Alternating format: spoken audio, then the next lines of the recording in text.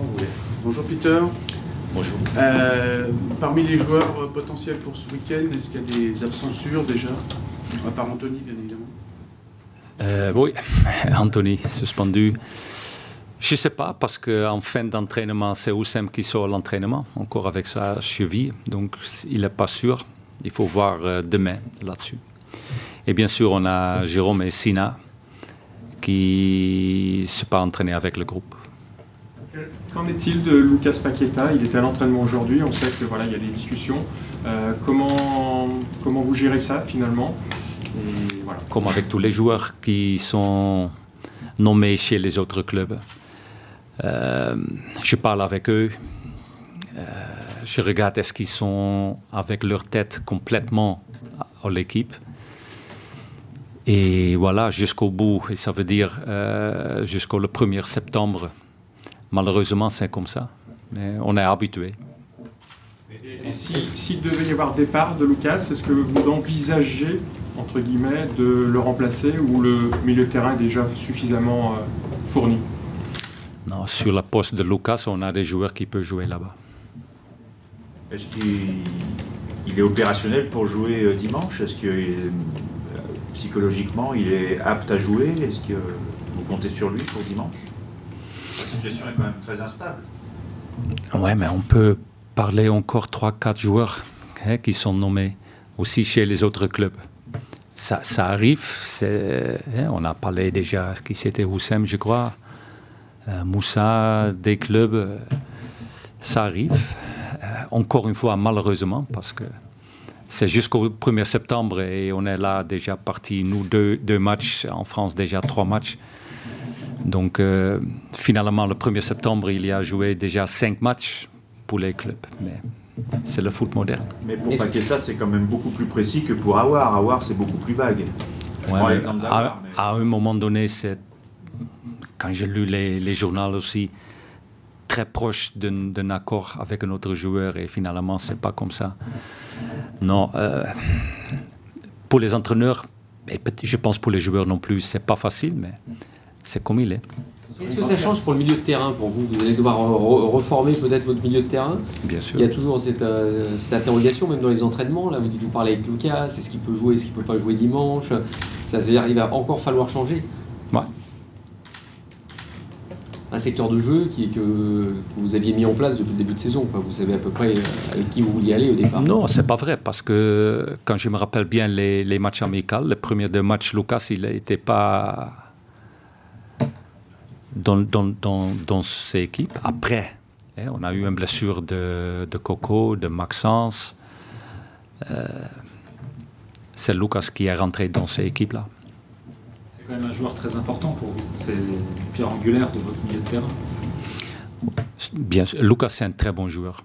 Aucune discussion. Mais je dis toujours, on n'a pas 11 titulaires.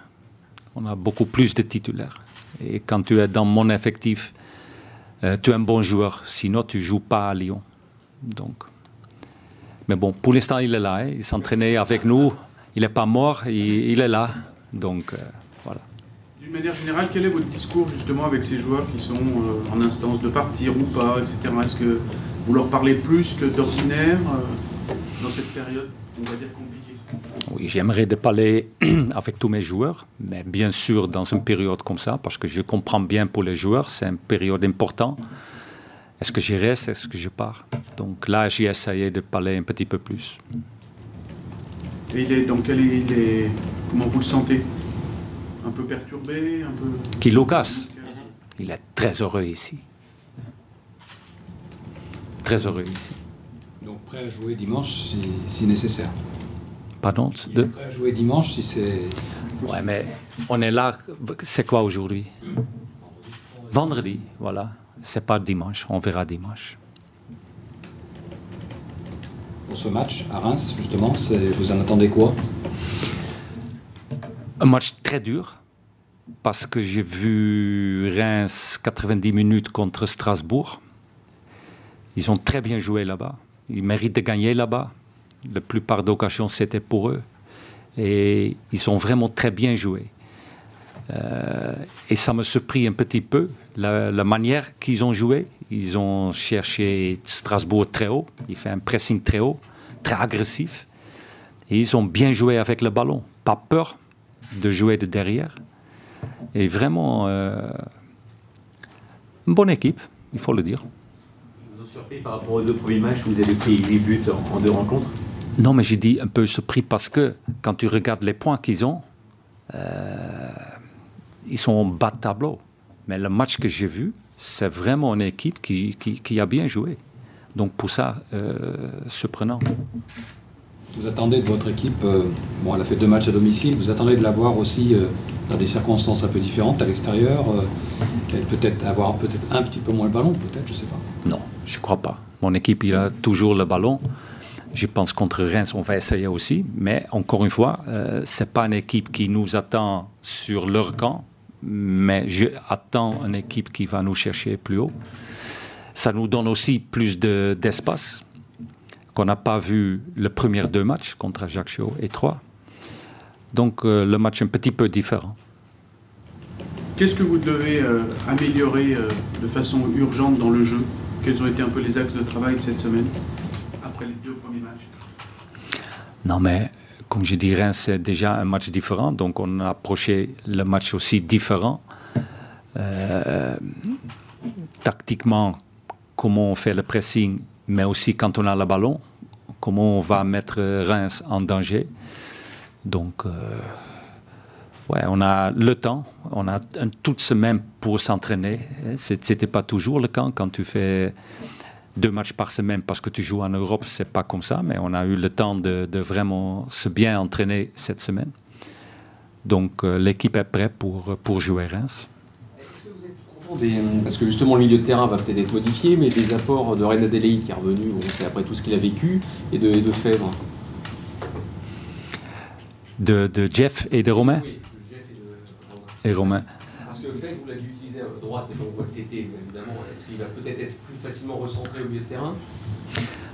Alors pour moi, le milieu de terrain, ça sont des positions dans l'axe.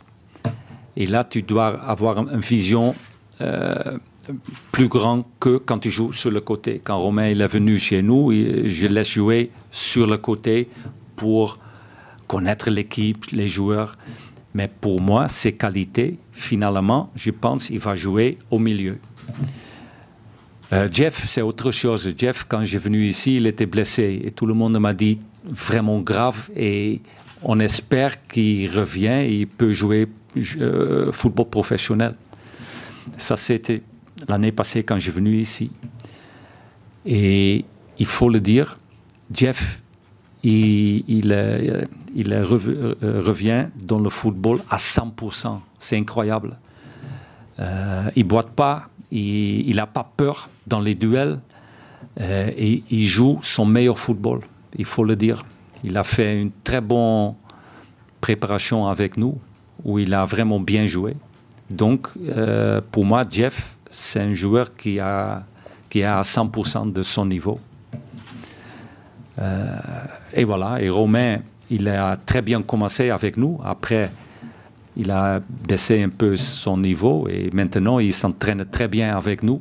Donc, il est de retour. Et à vos yeux, comment pouvez-vous utiliser Jeff Reine Adélaïde? Dans le milieu? Dans le milieu, oui. Dans l'axe. Un des 3 milieux de terrain. Une des 3 postes que j'ai au milieu de terrain. Et une préférence, non, à vos yeux, sur un rôle précis? Il peut jouer les 3 postes. À gauche, à droite, 6.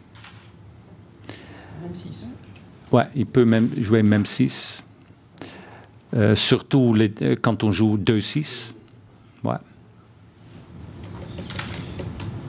Une question sur les pénaltys. Il y en a eu beaucoup depuis le début de la saison en Ligue 1. On sait que le tireur numéro 1 est Alexandre Lacazette. Qui est le numéro 2? Et quelle est un petit peu votre stratégie? Est-ce que vous donnez des consignes avant le match ou est-ce que les joueurs peuvent s'accorder selon leurs sentiments pendant la rencontre? Heureusement, ce n'est pas moi qui m'occupe avec les pénaltys. Et le numéro 2, ça dépend quel joueur joue. Et quand on sait les joueurs qui jouent, on dit ok, c'est lui numéro 2. Donc il y a des joueurs différents qui peuvent être numéro 2. Un joueur qui rentre, par exemple un Moussa Dembélé qui est tiré l'an passé, s'il entre en jeu, il peut être... Mais encore une fois, c'est pas moi qui dit ça. C'est notre adjoint de moi qui fait ça. Et voilà, donc mais on fait ça toujours sur le papier avant le match. Donc c'est clair avant le match qui c'est le premier, qui c'est le deuxième. Je vous pose aussi la question parce que l'OL n'a pas raté un penalty depuis que vous entraînez l'équipe. Donc c'est pas grâce à moi. Merde. Est-ce que vous les frappez souvent à l'entraînement? Il y en a plus qu'avant quand même. Est-ce que vous les frappez régulièrement à l'entraînement ou ça reste simplement un jeu en fin de séance? Non. Alors je vois les joueurs en fin d'entraînement, mais chaque entraînement, on tire des pénaltys. Ça, c'est sûr. Ce sont toujours les mêmes joueurs. Il y a aussi des joueurs où moi, j'ai dit, toi, tu ne dois jamais frapper un penalty. Ils sont là aussi, mais ça, c'est pour peut-être apprendre. Mais non, c'est vrai, les joueurs, après chaque entraînement, ils tirent des pénaltys. Et nous aussi, on a notre 2 buts encaissés, c'est sur penalty aussi, nous. Ouais. Justement, vous en avez concédé 6 en 9 matchs, je crois. C'est beaucoup quand même. De penalty, ouais, c'est beaucoup. Mais c'est presque pour l'adversaire en ce moment, c'est la seule possibilité de marquer un but. Parce que contre 3, c'est tiré une fois au but, c'était le penalty. On parlait d'Alexandre là, sur les pénaltys. Comment vous jugez son début de saison et son acclimatation très rapide finalement et son influence un petit peu? On sent beaucoup d'influence dans le groupe déjà. C'est vrai, beaucoup d'influence. Et heureusement, l'influence positive. On a cherché des vrais leaders. Il a déjà montré qu'il est un des leaders. Et j'attends d'un leader beaucoup plus que de prendre le brassard. Ça, c'est beaucoup plus. En même temps, je comprends bien, et surtout, il est de retour à Lyon, son club formateur.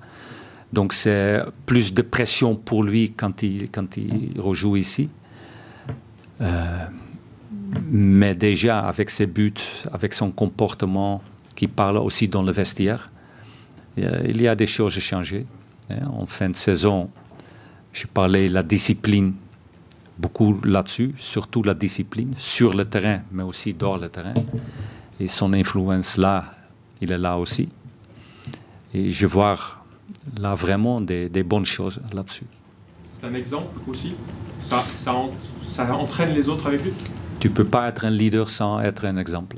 C'est pas possible. Ok. Juste avant vous avez... On dit leader par exemple, non? C'est ça? Oui, leader par exemple. Ouais.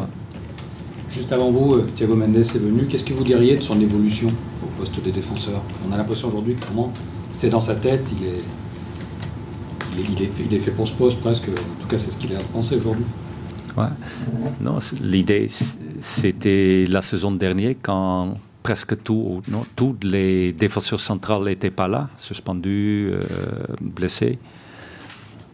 Et souvent, il y a des milieux défensifs de temps en temps que je pense vraiment ça peut être un bon défenseur central. Et avec Thiago, j'ai un peu ce senti. Et j'ai dit, joueur intelligent, d'abord ça. Tu ne peux pas être un défenseur central sans être intelligent. Un bon joueur avec le ballon aussi. Et moi, j'aime de jouer de derrière. Et finalement, il faut savoir est-ce qu'il peut vraiment jouer là-bas. Mais pour moi, il a déjà montré qu'il peut très bien jouer là-bas. Donc, je suis très content que j'ai vu avec lui. C'est important qu'il reste concentré. Ça manque de temps en temps ça. S'il fait des petites fautes, chez lui, ça c'est pas un manque de qualité, mais c'est un manque de concentration. Je parle beaucoup de ça avec lui. Mais quand il est concentré, il peut arriver dans un très très haut niveau. Peter, juste une question par rapport à la semaine dernière en Ligue 1. Il y a eu beaucoup de cartons rouges. Est-ce que vous sentez que l'arbitrage est un petit peu trop sévère en Ligue 1? En Ligue 2 aussi, on a vu beaucoup de cartons rouges. J'ai vu 3 entraîneurs aussi. Hein. Ouais. Quel est votre sentiment à vous sur ce début de saison? Je ne sais pas. Alors, en Allemagne, mais aussi en Hollande, souvent, au début de saison, les arbitres, ils ont des nouvelles règles. Je ne sais pas ici en France, parce qu'on n'a pas rencontré l'arbitre. Ça sera dans les semaines à venir. Il vient ici, donc je ne sais pas exactement est-ce qu'il y a des règles plus strictes ou plus sévères. Je ne sais pas. Mais c'est vrai, on a vu beaucoup de cartons rouges. Dommage. Est-ce que du coup, dans votre discussion avec les joueurs, vous dites faites attention, il peut... Non, parce que pour moi, les règles dans le football, c'est clair. Et si tu fais une grosse faute, il faut donner un carton rouge, absolument. Mais c'est vrai, souvent au début de saison, il y a plus de cartons rouges et après ça... Et pour moi, comme supporter, j'aime pas un carton rouge dans un match parce que normalement, le match, c'est fini. Donc, j'ai arrêté de regarder. J'ai arrêté de regarder quand il a un carton rouge. C'est plus football. Mais si c'est mérité, c'est mérité, hein, c'est clair aussi. Donc vous demandez peut-être plus de concentration à vos joueurs, plus de... Non, de ne pas faire des bêtises, pas des mauvais gestes. Si tu es concentré, tu joues comme un homme, c'est pas de problème. Tu peux jouer dur, mais honnête. Voilà. Merci. Merci.